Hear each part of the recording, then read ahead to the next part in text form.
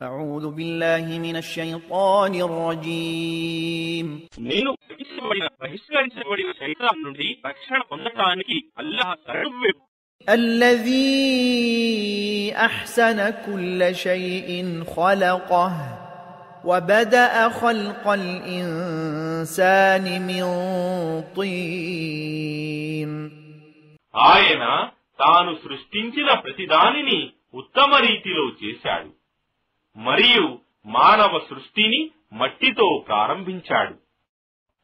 ثم جعل نسله من سلالة من ماء مهين తరువాత అతని సంతతిని ఒక అధమమైన ద్రవ పదార్థపు సారం వీర్యంతో చేశాడు.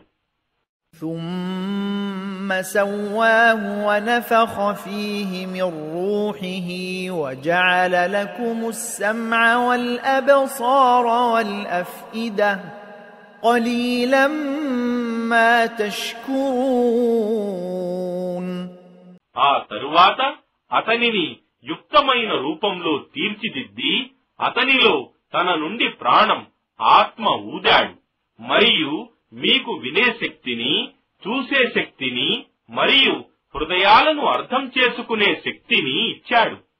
అయినా మీరు కృతజ్ఞతలు తెలుపుకునేది చాలా తక్కువ.